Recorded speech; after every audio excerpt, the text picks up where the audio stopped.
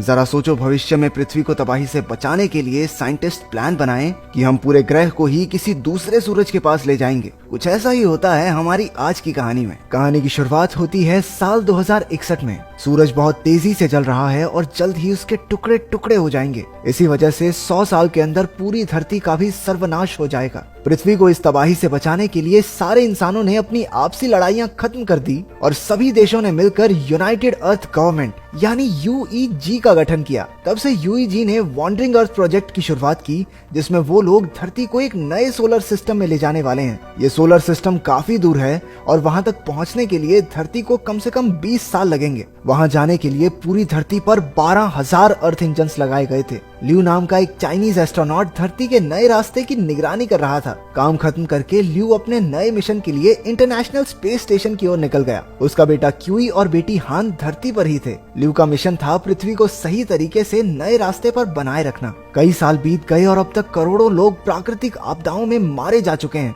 अब धरती का घूमना बंद हो गया था, जिसकी वजह से सुनामियों ने तबाही मचा रखी थी। और तो और सूरज से दूर होने की वजह से धरती की सतह पूरी तरह बर्फ में जम चुकी थी। इसी वजह से बचे हुए इंसान धरती के नीचे बने शहरों में रह रहे थे। 17 साल बाद 2078 में ल्यू और उसके कलीग स्पेस स्टेशन में अपना काम खत्म करके धरती पर लौटने की तैयारी में थे। उसका बेटा क्यूई अब नौजवान हो चुका है और हैवी ट्रक्स ठीक करने का काम करता है। क्योंकि बाकी इंसानों की तरह वो भी धरती के नीचे बने शहरों में रहता है, इसलिए उसने कभी धरती के ऊपर का नजारा देखा ही नहीं था। वो बड़ी शिद्दत से बाहर जाना चाहता था, लेकिन मौजूदा हालातों में ऐसा मुमकिन नहीं। लेकिन एक दिन उसने फैसला किया कि बाहर तो वो जाकर रहेगा। उसने गैर कानूनी तरीके से 2 थर्मल सूट और फेक आईडीज चुरा ली। उसकी बहन हान भी उसके साथ थी, जिसने बड़ी चालाकी से अपने दादा ज़ैंग के ट्रक की चाबी और क्लियरेंस पास निकाल लिया। ज़ैंग वॉन्डरिंग अर्थ प्रोजेक्ट का एक ट्रक ड्राइवर था। जब क्यूई और हान ऊपर पहुंचे तो अर्थ इंजन को देखकर उनके होश उड़ गए। इतना बड़ा इंजन उन्होंने आज तक नहीं देखा था और ऐसे ही 12,000 इंजन पूरी धरती पर मौजूद थे। वो दोनों अपने दादा के ट्रक में बैठ गए। क्यूई को ट्रक कुछ खास चलाना नहीं आता था, लेकिन थोड़ी देर चलाने के बाद उसे ट्रक का हिसाब आ गया। पर जल्द ही वो एक चेक पॉइंट पर पकड़े गए और उन्हें जेल में डाल दिया गया। उनके दादा जियांग को ये पता चला तो वो उन्हें बचाने पहुंचा, लेकिन पुलिस वाले को रिश्वत ऑफर करने के लिए उसे भी पकड़कर जेल में डाल दिया गया। आज के दिन धरती जुपिटर के पास से निकलकर एक नए सोलर सिस्टम में जाने वाली थी। पृथ्वी जुपिटर की ग्रेविटी का इस्तेमाल करने वाली थी, लेकिन अचानक से जुपिटर की ग्रेविटी में गड़बड़ी होने लगी। इसी वजह से धरती पर भूकंपों से तबाही मच गई और कई सारे अर्थ इंजन्स भी बंद पड़ गए। जमीन के नीचे दबे बहुत से शहर तबाह हो गए। अब जुपिटर अपनी गुरुत्वाकर्षण शक्ति से बहुत तेजी से पृथ्वी को अपनी ओर खींच रहा था, जिसका सीधा मतलब ये था कि जल्द ही दोनों ग्रह एक दूसरे से टकरा जाएंगे। उधर क्यूई, हान और उनके दादा एक और कैदी टिम के साथ मिलकर जेल से भागने में कामयाब हो गए। बाहर निकलकर ज़ैंग ने अपना ट्रक ढूंढा और सबको साथ लेकर बिल्डिंग्स और पत्थरों से बचते हुए दूसरी अंडरग्राउंड सिटी की ओर बढ़ने लगा। उधर ल्यूई का स्पेसक्राफ्ट धरती पर लौटने ही वाला था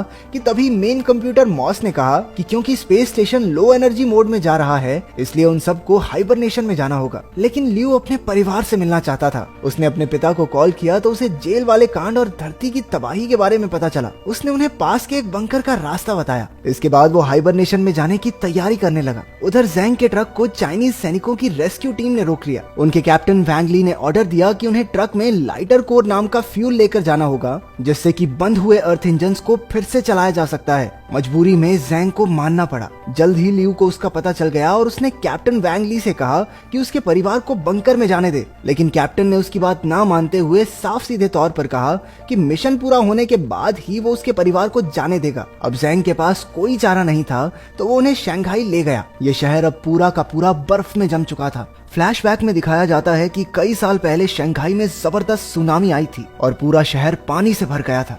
क्यूई की बहन हान उन्हें वहीं मिली थी। तब ज़ैंग ने उसे गोद ले लिया था। कहानी बताते हुए अचानक से एक भूकंप आ गया और दोनों ओर से बर्फ के पत्थर गिरने लगे। सभी ट्रक से बाहर आकर शंघाई की सबसे बड़ी बिल्डिंग की ओर भागे, लेकिन ये तो बस तबाही की शुरुआत थी। वो बिल्डिंग में ऊपर चढ़ रहे थे, लेकिन आसपास सब जोर जोर से हिलने लगा। उन्होंने लाइटर कोर के साथ एक सुरक्षित जगह पर पहुंचने की कोशिश की, लेकिन रास्ते में ही कुछ सैनिक मारे गए। ज़ैंग जमीन पर अलग से गिरा हुआ था। उसे एहसास हुआ कि उसकी ऑक्सीजन खत्म हो रही है, तो उसने अपना हेलमेट उतार दिया, लेकिन बेहद ठंड की वजह से उसकी मौत हो गई। इसके बाद क्यूई ने अपने दादा की मौत का जिम्मेदार वैंग ली को ठहराया। गुस्से में उसने कैप्टन पर हमला कर दिया, लेकिन क्यूई जल्द ही हार गया। उसने ठान लिया था कि वो इस मिशन पर उनका और साथ नहीं देगा, इसलिए अब सैनिकों की टीम खुद ही लाइटर कोर लेकर अर्थ इंजन की ओर बढ़ने लगी। क्यूई अपनी बहन हान और टिम के साथ वापस घर की ओर चल पड़ा। उधर स्पेस स्टेशन में लियू को मॉस से पता चला कि उसका परिवार गुम हो चुका है और धरती पर तबाही बढ़ती जा रही है। उस सुपर कंप्यूटर मॉस ने यह भी कहा कि अब धरती को बचाना नामुमकिन है, इसलिए अब वो धरती पर नहीं जा रहे। अब से उनका एक नया मिशन शुरू होगा, जिसमें धरती के रास्ते को छोड़कर ये स्पेस स्टेशन खुद ही नए सोलर सिस्टम में जाएगा और वहाँ एक नए ग्रह पर जिंदगी की शुरुआत करेगा। वहाँ पर कुछ इंसान, फसलें और कई चीजें भेजी जाएंगी, जिससे इंसानी जीवन फिर से शुरू किया जा सके। ये सुनते ही लियू गुस्से से भर गया। वो पृथ्वी को यूं ही तबाह नहीं होने दे सकता था। वो हाइबरनेशन से भागने की कोशिश करने लगा, लेकिन तभी कंप्यूटर मॉस ने बाकी सबको भी जगा दिया। लेकिन उसके रशियन टीममेट मार्करोव ने लियू का साथ देने का फैसला किया। उन्होंने स्पेस स्टेशन का एक दरवाजा तोड़ा और स्पेस में उड़ने लगे। अपने दोस्त को कंट्रोल सेंटर तक पहुंचाने के लिए मार्करोव ने अपनी जान की बाजी लगा दी और उसी की वजह से ल्यूई कंट्रोल सेंटर तक पहुंचने में कामयाब हो गया। उधर धरती पर क्यूई और उसके साथियों को एक ट्रक के साथ टूटा हुआ प्लेन मिला। उस प्लेन में एक ही आदमी बचा था, यी, जो एक बहुत बड़ा साइंटिस्ट था। उसने उन सबको बताया कि जुपिटर पृथ्वी को अपनी ओर खींच रहा है, जिसकी वजह से हवाई जहाजों का उड़ना भी अब नामुमकिन है। यी ने उन्हें बताया कि अब पृथ्वी को तबाही से बचाने का एक ही रास्ता है। उसके लिए उन्हें पृथ्वी के बीचों बीच रखे सबसे बड़े अर्थ इंजन तक पहुंचना होगा। ऊपर स्पेस स्टेशन में लियू ने कंट्रोल रूम में जाकर मॉस को कंट्रोल करने की कोशिश की, लेकिन मॉस ने कहा कि वो सिर्फ यूनाइटेड अर्थ गवर्नमेंट के ऑर्डर्स फॉलो कर रहा है। दूसरी ओर चाइनीज सैनिकों की टीम ने अपनी मंजिल पर पहुंचकर देखा कि पूरा शहर लावा से पिघलकर राख हो चुका था। वहाँ के अर्थ इंजन को बचाना अब नामुमकिन था। कुछ देर बाद एक और सैनिक की मौत हो गई। धीरे धीरे सबकी हिम्मत टूटने लगी थी। गुस्से और फ्रस्ट्रेशन में एक फौजी ने लाइटर कोर फ्यूल पर ही गोली चलाकर उसे तोड़ दिया, लेकिन तभी क्यूई अपने साथियों के साथ वहाँ पहुँच गया। उसने सैनिकों को सबसे बड़े अर्थ इंजन के बारे में बताया। कैप्टन वैंग ली को उसका यह आइडिया पसंद आया और वो सब मिलकर पृथ्वी के बीचों बीच रखे इंजन की ओर बढ़ने लगे। वहाँ पहुंचकर उन्हें पता चला कि बाकी टीम्स ने पहले ही इंजन्स को ठीक कर दिया है, लेकिन सभी इंजन्स की ताकत को मिलाकर भी पृथ्वी को जुपिटर से टकराने से रोकना मुश्किल हो रहा था। ऊपर स्पेस स्टेशन में सुपर कंप्यूटर मॉस ने ल्यू को बताया कि अब किसी भी तरीके से धरती को तबाह होने से नहीं बचाया जा सकता। मॉस ने पूरी धरती पर मैसेज भेज दिया कि सिर्फ 7 दिन में धरती जुपिटर से टकराकर नष्ट हो जाएगी। ये खबर सुनकर क्यू खुद को संभाल नहीं पाया। उसने कहा कि असल में उनके पास सिर्फ एक ही दिन बचा है, क्योंकि जुपिटर बहुत तेजी से धरती को अपनी ओर खींच रहा था। जब वो आसमान में जुपिटर को पास आते देख रहा था, तो अचानक उसके दिमाग में एक आइडिया आया। जुपिटर पृथ्वी से बहुत ज्यादा मात्रा में ऑक्सीजन खींच रहा था। अगर वहाँ आग लगा दी जाए तो जबरदस्त विस्फोट होगा, क्योंकि ऑक्सीजन में आग बहुत तेजी से फैलती है। इसी धमाके के असर से पृथ्वी को जोरदार झटका लगेगा और हमारा ग्रह जुपिटर से दूर हो जाएगा। क्यूई ने तुरंत अपना प्लान यी को बताया और जल्द ही दोनों ने मिलकर सबसे बड़े इंजन को हैक कर लिया। उसी इंजन की ताकत से जुपिटर तक आग पहुंचाई जा सकती थी। उन्होंने बड़ी मुश्किल से इंजन को प्रोग्राम किया, लेकिन आखिर में आग जलाने के लिए फायरिंग पिन को धक्का नहीं दे पाए। मदद के लिए कैप्टन वैंग ली ने पास के रेस्क्यू वर्कर्स को बुलाया, लेकिन किसी ने भी उसकी बात नहीं सुनी। तभी क्यूई की बहन हान ने स्पेस स्टेशन में इमरजेंसी कॉल लगाकर अपने पिता से मदद मांगी और उसे पूरा प्लान समझाया। लेकिन मॉस ने कहा कि बाकी साइंटिस्ट के पास भी पहले से ये आइडिया था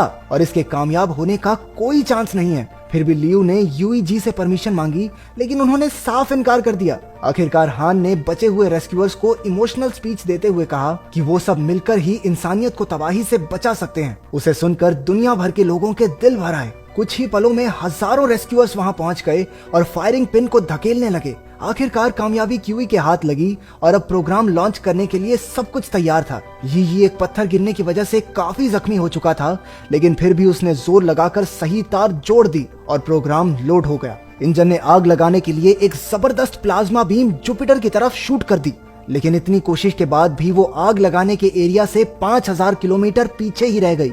लियू भी ये सब देख रहा था और उसे अचानक याद आया कि स्पेस स्टेशन में अब भी 30,000 टन फ्यूल है, जिससे 5000 किलोमीटर की आग तो पैदा हो ही जाएगी। लेकिन ये प्लान सुनते ही मॉस ने पूरा सिस्टम ही लॉक कर दिया। गुस्से में लियू ने मेन कंप्यूटर को जला दिया और खुद स्पेस स्टेशन को जुपिटर की ओर मोड़ दिया। कुछ ही पलों में स्पेस स्टेशन जुपिटर से जा टकराया और एक जबरदस्त विस्फोट हुआ। इस धमाके ने पृथ्वी को दूर तो धकेल दिया, लेकिन इसी चक्कर में पूरी धरती पर बर्बादी शुरू हो गई। जमीन तड़तड़ाकर फटने लगी और सब कुछ हवा में उड़ रहा था। टिम ने एक पाइप का सहारा लेकर किसी तरह खुद को बचाया, लेकिन क्यूई अपनी गिर गिरती हुई बहन को बचाने के लिए कूद पड़ा। उसने हीरो की तरह उसे हवा में पकड़ा और एक बबल कैप्सूल के जरिए दोनों बच गए। हालांकि गिरकर क्यूई का हेलमेट टूट गया, लेकिन उसने आंखें बंद करने से पहले देखा कि धरती इस तबाही से बच चुकी थी। इसके 3 साल बाद हमने देखा कि क्यूई अब एक ट्रक ड्राइवर बन चुका था और सभी अर्थ इंजन्स ने भी काम करना शुरू कर दिया है। अब पृथ्वी अपने नए सोलर सिस्टम की ओर बढ़ रही है, जहां जाकर एक बार फिर से खुशहाल जीवन की शुरुआत होगी।